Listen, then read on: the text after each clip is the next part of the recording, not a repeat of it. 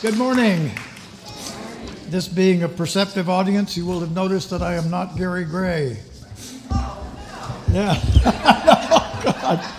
Yeah. Feel like Matt Carpenter.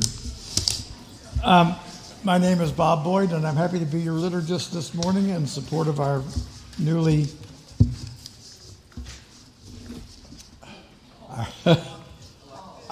elected, senior minister, Krista Taves. I'll get it out in a second. Whether you're with us in person this morning or joining us online, we're glad to have you. We are one community.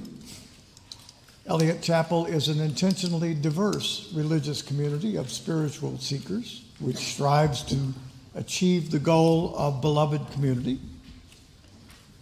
Regardless of how old you are, regardless of how much money you have, regardless of your gender, regardless of where you find yourself on your spiritual journey, regardless of whom you love, you are welcome here. We gather strength from your presence among us, and we hope that we have strength to offer you in return. Our core values are freedom, reason, respect, and love. If you are visiting for the first time, a special welcome to you. There's so many things you could have chosen to do this morning, and we're glad that you have chosen to spend these hours with us. We hope that you hear things here this morning that speak to your needs. If you are new or newish this morning, please join us after the service for our Unitarian sacrament of coffee and conversation. Come forward in the church and exit to your right. Join us in Adams Hall. If you are new or newish, please, or if you just want somebody to talk to, choose a blue coffee cup, and we will be pleased to include you in the conversation. If you have a white coffee cup, on the other hand, please find people with blue coffee cups and make a special effort to include them. Next week, the services will be at 10 o'clock and 11:30 instead of 9:45 and 11:15, because we are having a joint service with the other congregations in the area. There will be a screen, I am assured. So that will be an important thing and an important difference in our normal schedule. As Unitarian Universalists, we light a chalice as a symbol of our time in worship. We do this in solidarity with more than 1,000 other UU congregations in the United States, in the United Kingdom, in Transylvania, in Canada, and in India. May the light of this chalice sparkle in the curious eyes of our children, kindle the fire of commitment in our adults, and warm the bodies and spirits of us older folks.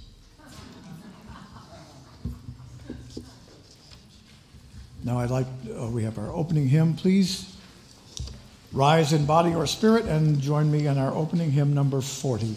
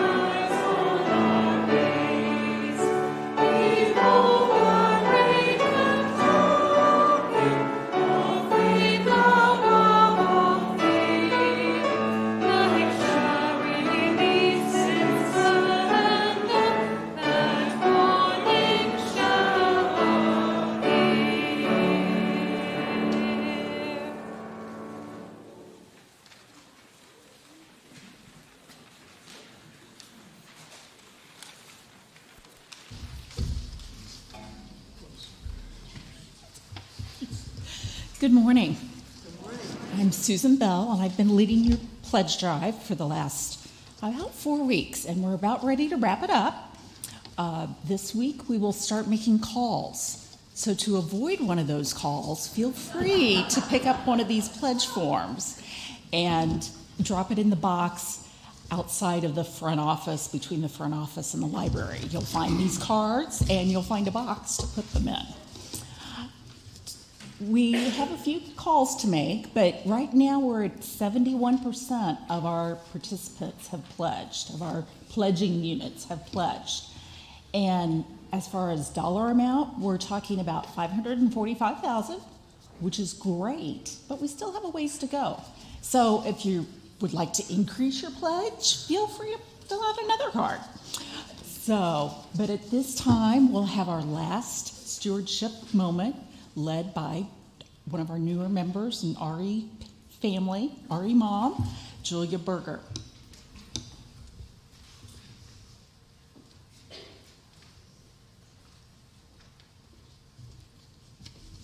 Good morning. This may sound like a random question, but can you tell me how to get to Sesame Street? Bear with me and I'll try to explain why I ask. My name is Julia Berger. My husband Steve and I attended our first service at Eliot way back in the summer of 2019, in the before times, with our then 1-year-old daughter. She's waving. Mozzie wasn't here yet. I was a cradle Catholic, and Steve was raised United Church of Christ. but we'd both realized that the religions we'd grown up in no longer served us as adults and as parents. We came to Eliot hoping to find a church that better aligned with our values and especially with the ways that we wanted to raise our kids. Steve and I were talking about our experiences since then at Eliot as I was gathering my thoughts to write this speech, and Steve happened to compare the atmosphere and community here to a real-life Sesame Street. And my immediate reaction was, oh my gosh, you're right.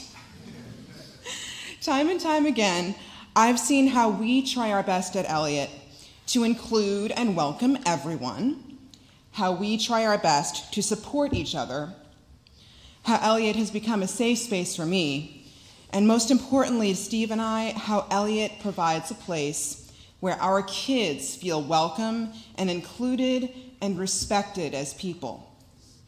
Very much like a real-life Sesame Street.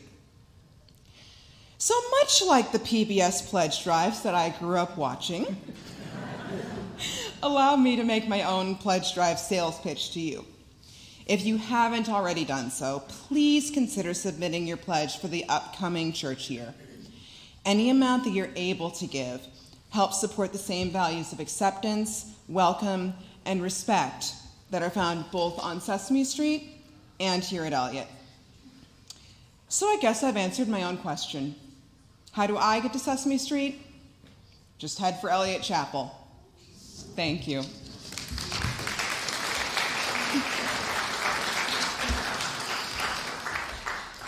And now would you please join me in the reading of our Eliot Unitarian Chapel Congregational Covenant.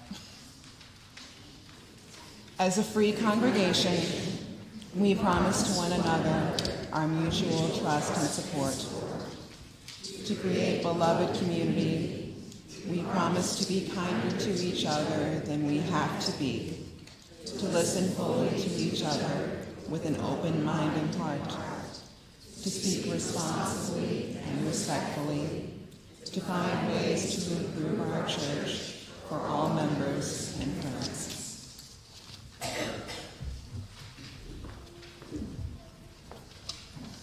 All right, I would invite all of our children and the young at heart to come forward for a time for all ages.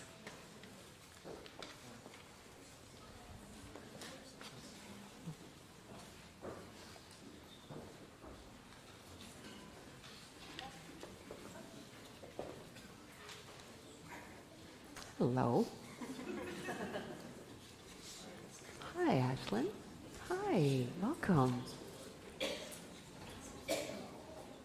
Hello.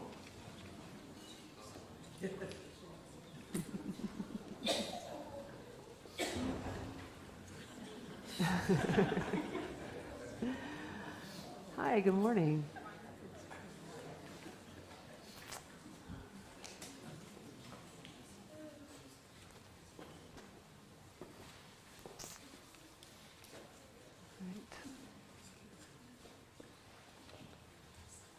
So who can tell me what a gecko is? What's a gecko? It's a lizard. It's a lizard? About how big is it? Like this size? Is it dangerous? No. I don't think so. I don't think geckos are interested in us at all. Well, the story I have today is about a very grumpy gecko. You're going to find out why he's so grumpy. Well, you have to wait for the story.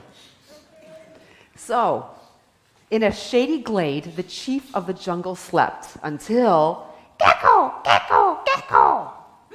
Tiger woke up with a snort. He opened one yellow eye, and he said, "Oh, gecko, what do you want? It's the middle of the night." "I've come to complain." "What's troubling you?" Tiger said. "It's the fireflies," said Gecko. "All night long they flash their lights in my eyes, keeping me awake. I haven't slept for days. I'm very grumpy. You are the chief of the jungle. Make them stop." "Okay," said the tiger. "I'll talk to the fireflies, and then I'm going back to sleep." And Tiger set off to find the fireflies. Fireflies, Tiger called. Gecko says you've been disturbing his sleep. Is this true? Well, we do flash our lights all night, replied the fireflies, but we don't want to disturb anyone. We're just passing on Woodpecker's message. We hear him drumming, drumming, drumming. Oh, I see, said Tiger. Then I will talk to Woodpecker. And Tiger found Woodpecker drumming against a coconut palm. Woodpecker, Tiger winced. The fireflies say you've been drumming out a warning. Is that true? Of course, said Woodpecker. Beetle rolls manure right across the path. I warn the jungle animals so no one steps in it. Without my drumming, who knows what a mess you would all be in. Oh, said Tiger. Well, that's very helpful. Thank you. I'll go speak to Beetle. Now, it was easy to spot Beetle on the jungle path, and in the moonlight, his back gleamed like polished metal. Tiger said, Woodpecker says you're rolling dung all over the place. Yes, I can't stop, Beetle replied. Water buffalo drops piles of it all over the path. If I don't move some away, there'll be muck everywhere. Thank you, said Tiger, suppressing a sigh. I'll go and see Buffalo. Buffalo, Tiger roared. Beetle says you've been leaving your manure all over the place. Oh, yes, said Buffalo. I leave manure all over the place. But it's helpful. Rain washes holes in the path every afternoon. I leave manure only to fill up the holes so that no one trips or falls. If I didn't, someone would get hurt. It's very thoughtful of you, Buffalo. I'll go ahead and hear what Rain has to say. Tiger set off for the mountain, the highest peak on the island and the home of Rain. Tiger climbed and he climbed and he climbed and he climbed until he reached the top, and the jungle spread out for miles around, flamboyant with flowers, wild orchids, climbing lilies, trumpets of violet blue, and starbursts of brilliant flame red. Tiger sniffed. He smelt jasmine, ylang-ylang, frangipani, and he swiveled his ears. He heard newborn streams trickling and tinkling. And below the jungle, on the green gold steps of the paddy fields, he could just make out the faint flicker and flash of the fireflies. No need to ask why rain rains, Tiger smiled. And he watched the water journey from mountain to sea, sustaining every living thing on its way, even the tiniest mosquito. And it was dusk by the time Tiger found the lizard again. Well, Gecko demanded, did you talk to the fireflies? Gecko, said Tiger, listen carefully. The fireflies flash to pass on Woodpecker's warning.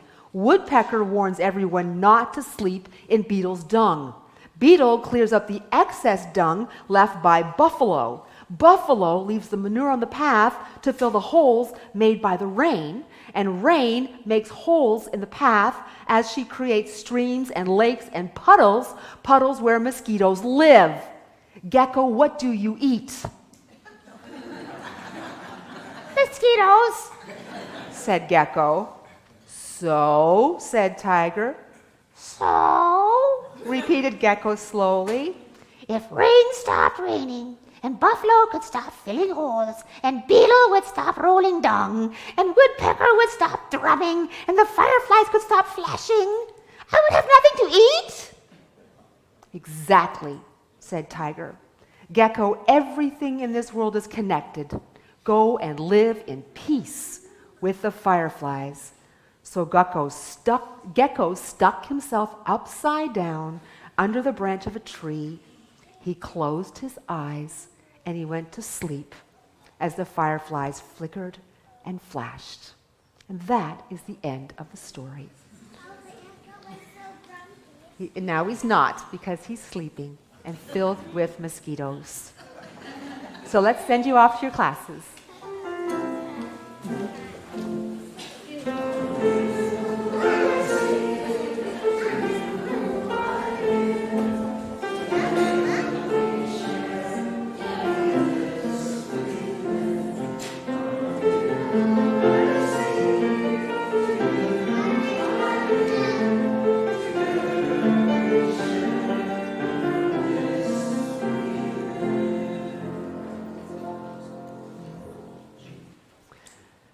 invite you now to join with me in the spirit of prayer and meditation as you are willing and able. And if you wish to enter into a state of meditativeness, just sit. Make sure you're sitting comfortable, whatever comfort means for you, both feet on the floor or whatever makes you feel grounded. Let us take 3 deep breaths to prepare for this time.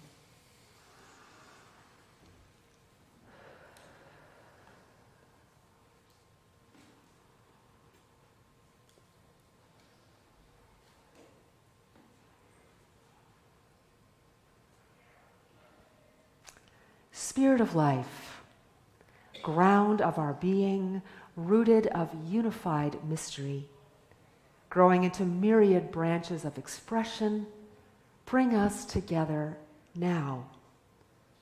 Bring us close to the earth, ear to the whispering grass, quietly, attentively, waiting with slow breaths, listening for the very stones to cry out with their rocky stories of tectonic plates meeting and parting, meeting their mineral memories of Hadean days, molten rocks flowing and joining, their ancient legends of stars born out of the collapse of other stars.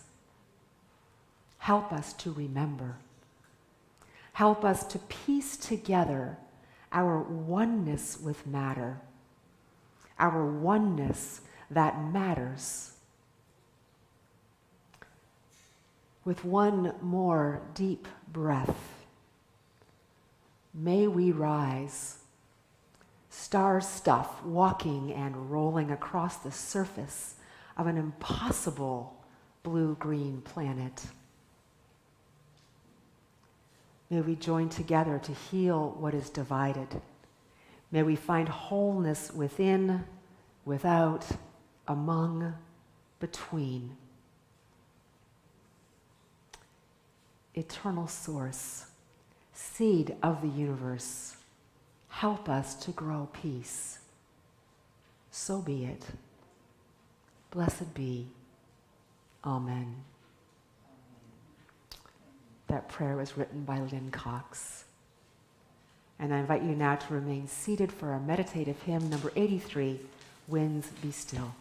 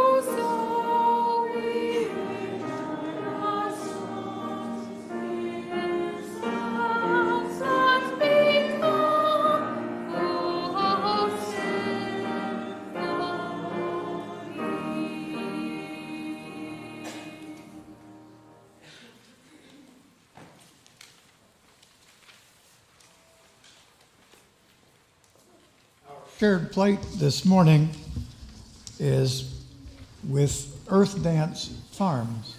For those of you who haven't been there, it is an organic farm entirely within the city of Ferguson, Missouri, which serves both as a source of good, nutritious food in otherwise what is close to being a food desert, but also as a school to educate people in Ferguson and other surrounding communities about farming, about the whole idea of agriculture, and about the interdependence of us and the earth.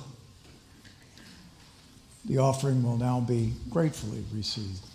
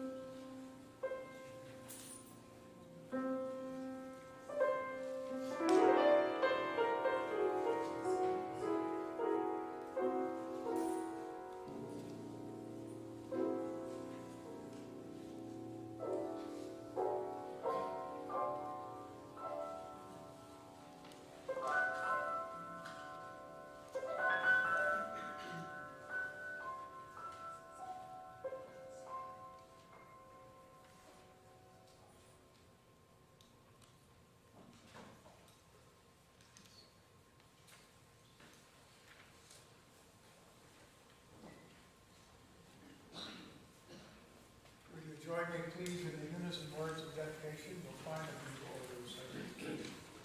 As a work of the church, which is to be the tapestry of love and passion, we dedicate our lives and these are our offerings.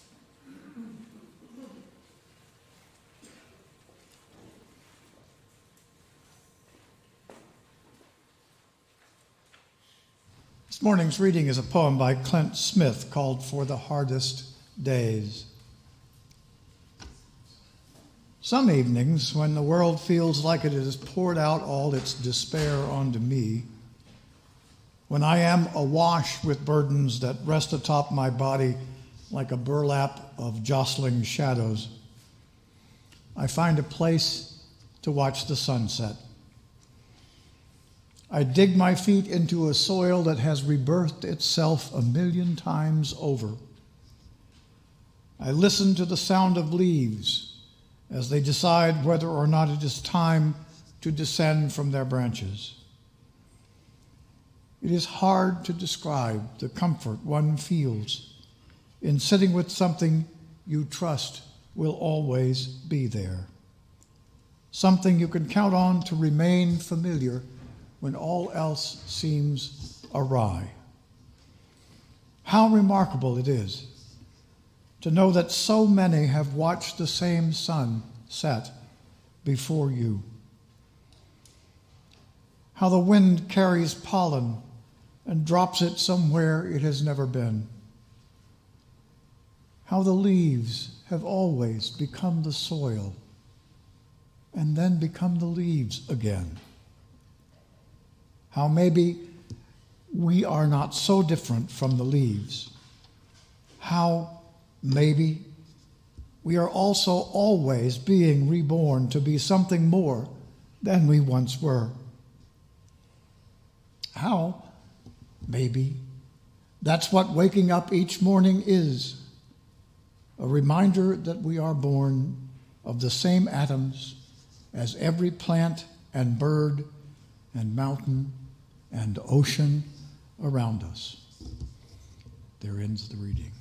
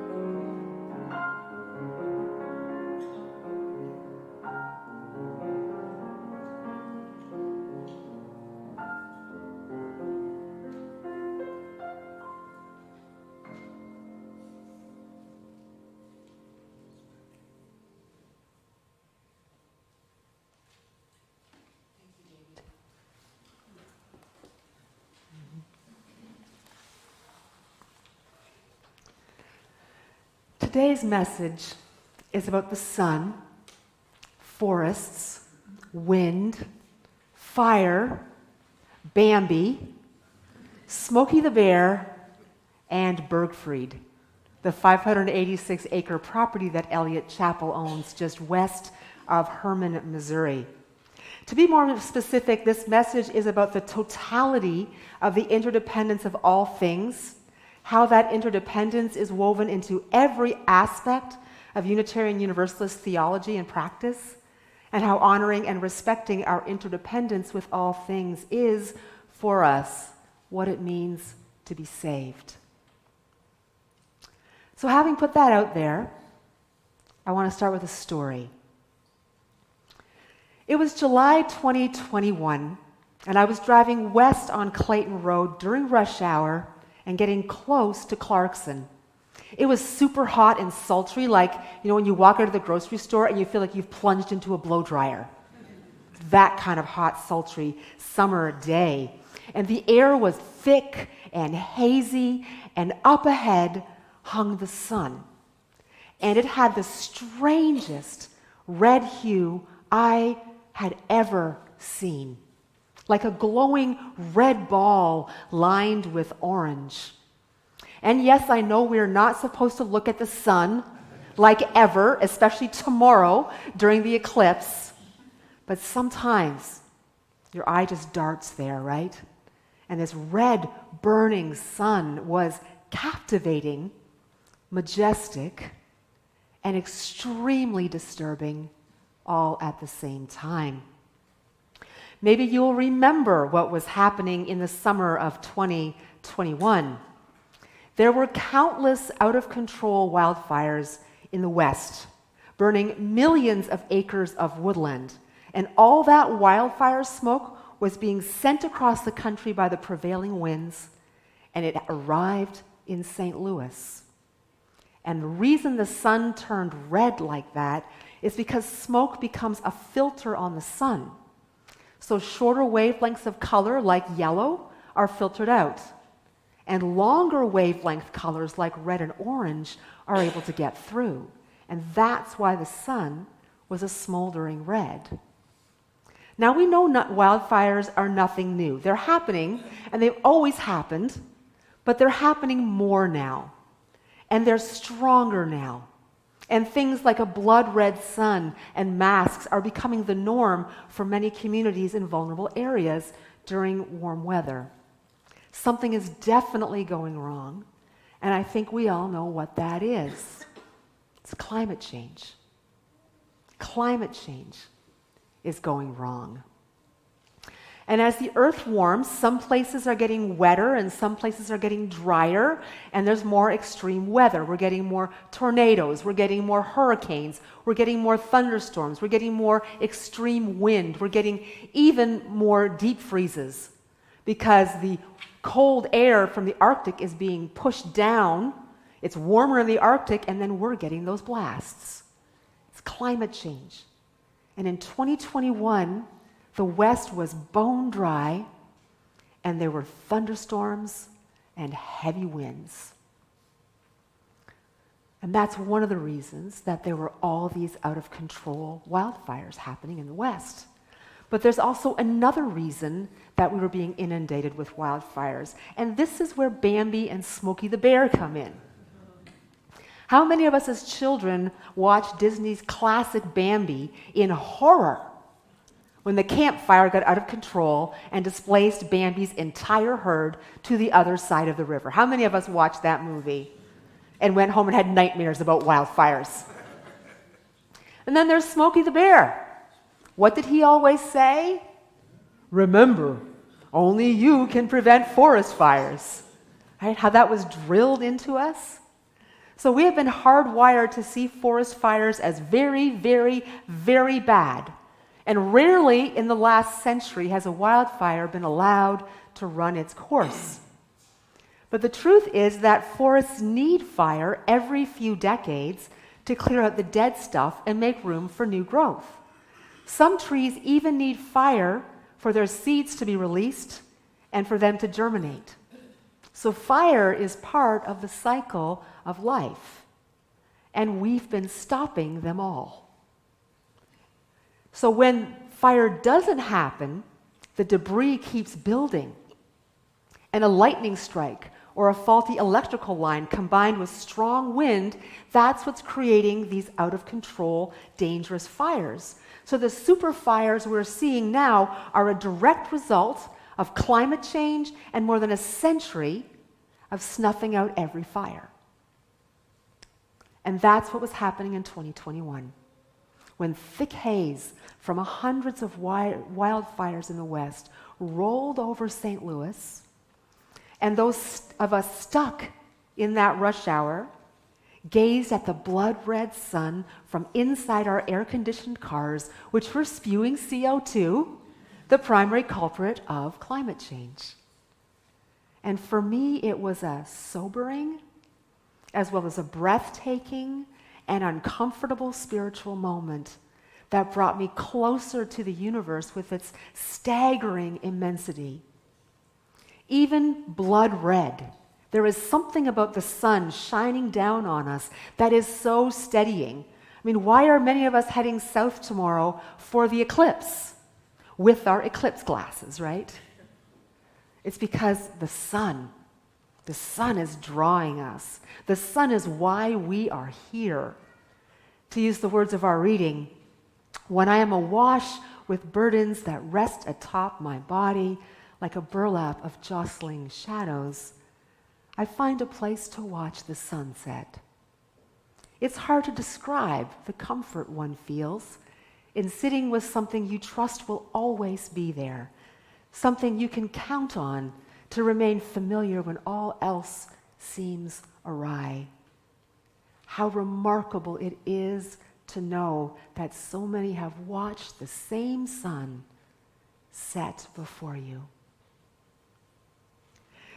The spiritual theme of this month is interdependence, which in our Unitarian Universalist faith is rooted in a deep conviction that everything is connected, like in the story of the gecko who learns that he needs fireflies, beetles, buffaloes, woodpeckers, and rain to support the mosquitoes that he depends on for his life.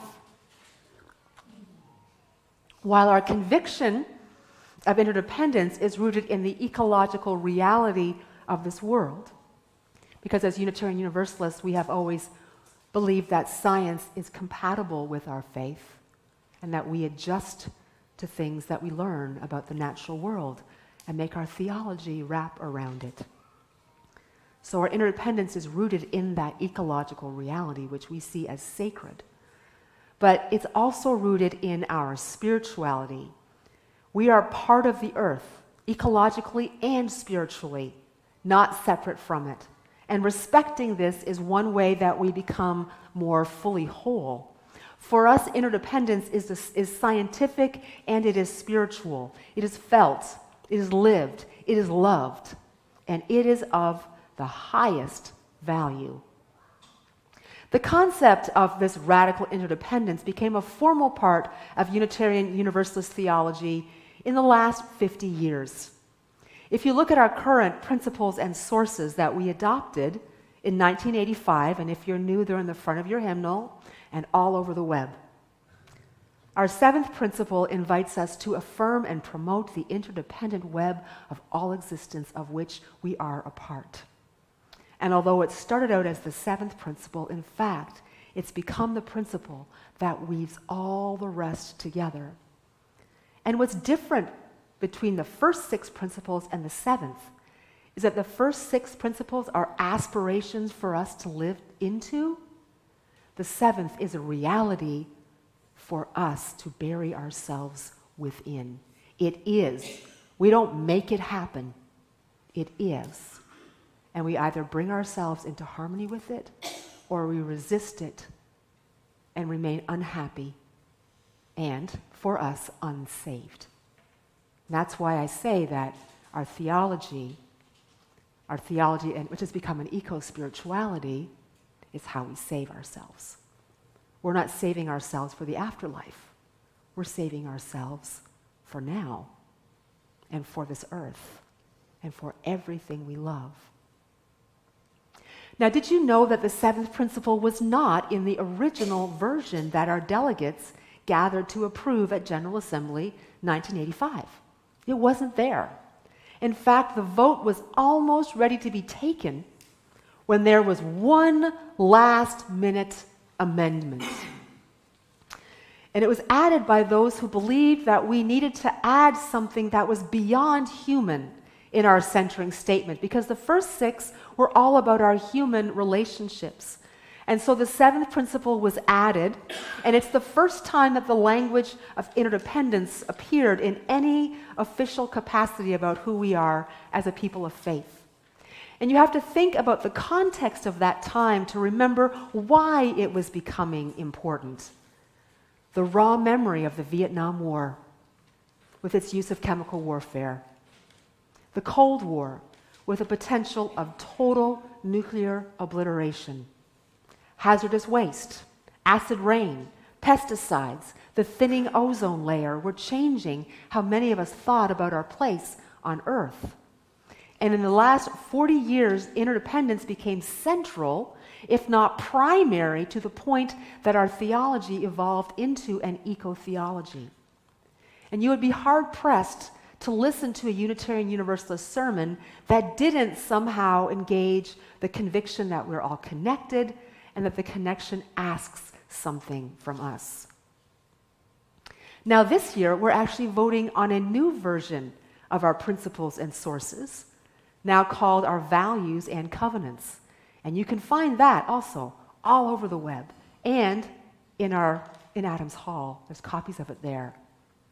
No longer is interdependence our seventh principle. It is now elevated to a core value. And this is how it reads in the revision. We honor the interdependent web of all existence with reverence for the great web of life, and with humility we acknowledge our place in it. We covenant to protect Earth and all beings from exploitation. We will create and nurture sustainable relationships of care and respect, mutuality and justice. We will work to repair harm and damaged relationships. So, as opposed to the principles which are just stated, our current values and covenants provides the value and then the promise that we make in how we're going to live that value. So you see how this ups the ante? We're no longer just acknowledging interdependence. We are making a promise to create and nurture new ways of living to repair the havoc that we have unleashed collectively upon this earth. And the promise of this work is that not only will the earth be saved, but we will be saved. And that's basically our theology. So, going back to Blood Red Suns, Bambi, Smokey the Bear, Tomorrow's Eclipse, and Bergfried. One of the ways to take care of a forest is to ensure that it burns every few decades. And historically, nature has done a pretty good job of that. But with so many people living in what used to be remote places, we just can't let these burn out on their own. Too many people would lose everything, and the power of today's fires often wipes out everything in its path because they are so strong, which creates massive loss of habitat and erosion. But we also know that before European settlers arrived, the indigenous people used controlled burns to manage the forests they lived, hunted, and foraged in. And they had figured out exactly how to do it in a sustainable way. And a controlled burn would clear the debris, leave the large trees unharmed, and open up the forest floor, and seeds needing fire to germinate could finally take root. And when spring came, you would see all kinds of understory growth. And in the years to come, saplings would take root because of the increased sun and the open space. It feels to me like we are spiritually in need of a controlled burn. You know, the kind of burn that gets rid of the dead wood that has built up in us. You know, all those understandings of the earth, that it's simply there for us to take what we need whenever we want, however we want. It's all about us. The earth is there for us.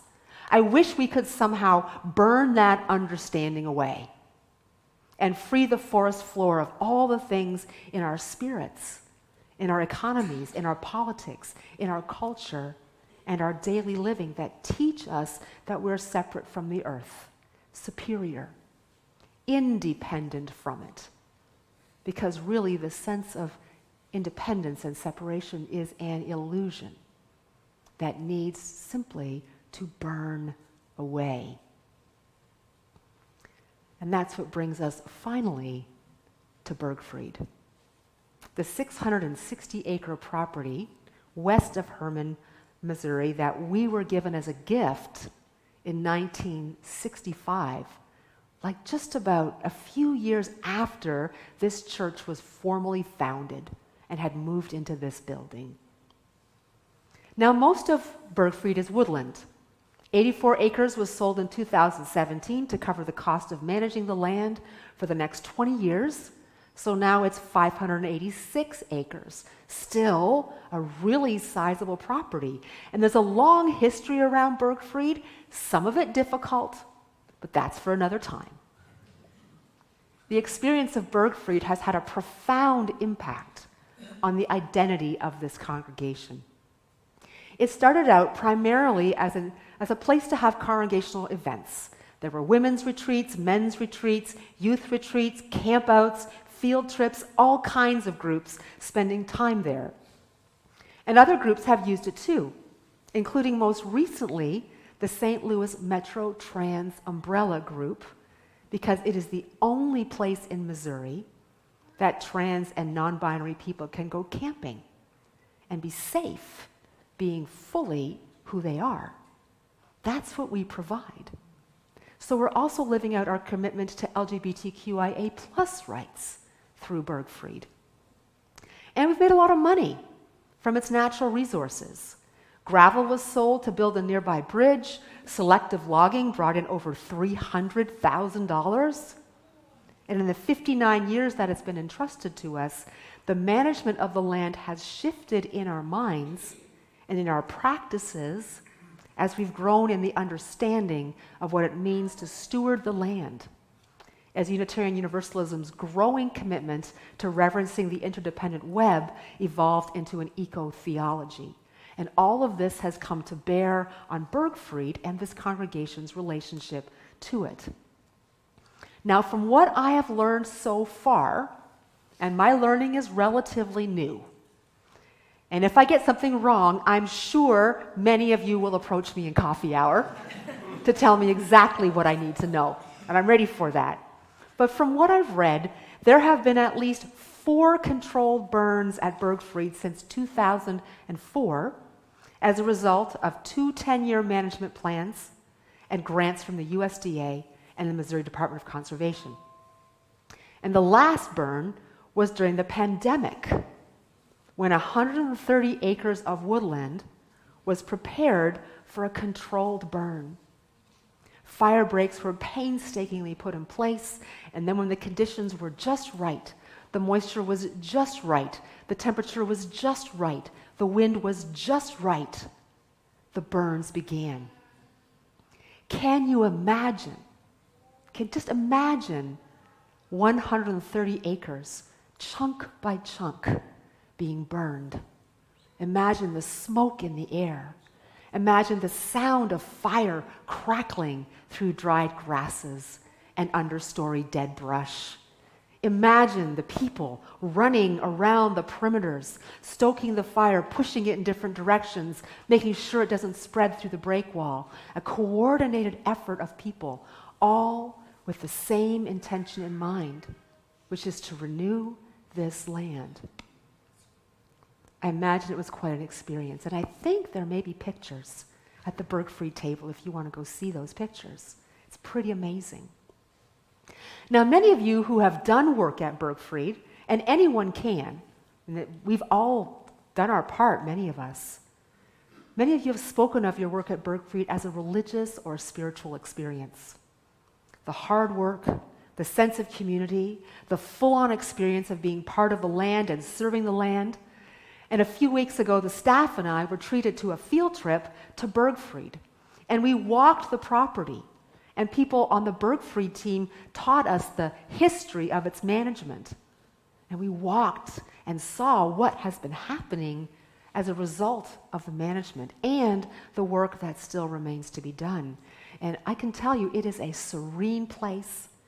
It is a peaceful place.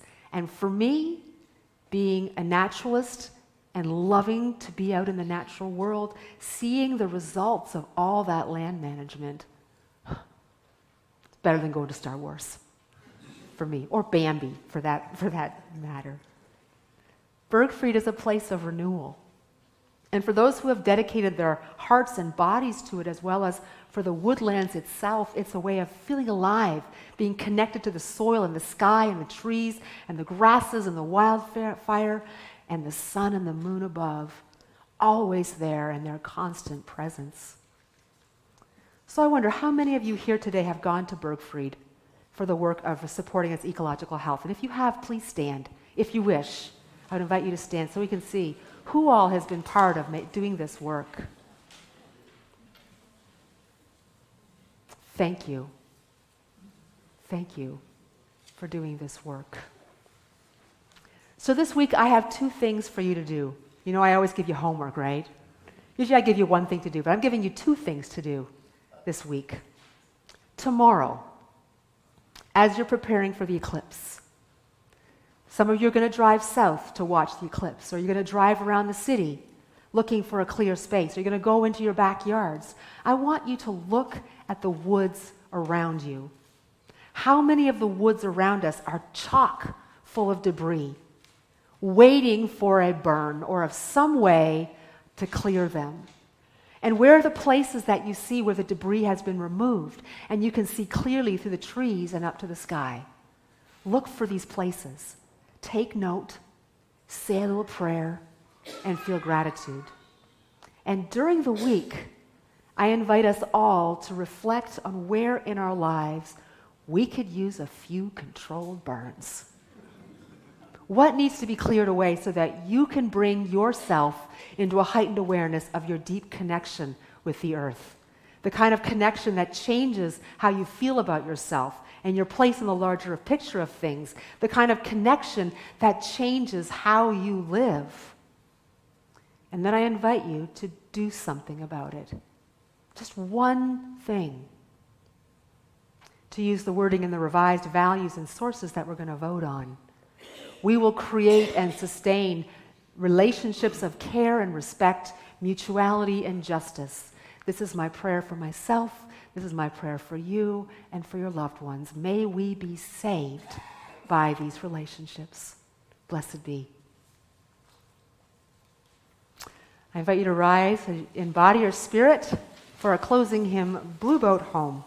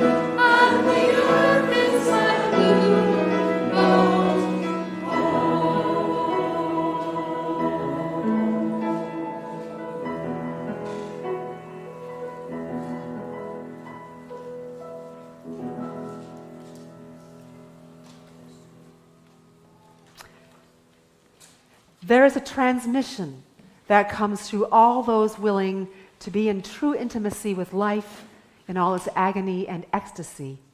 We need that transmission.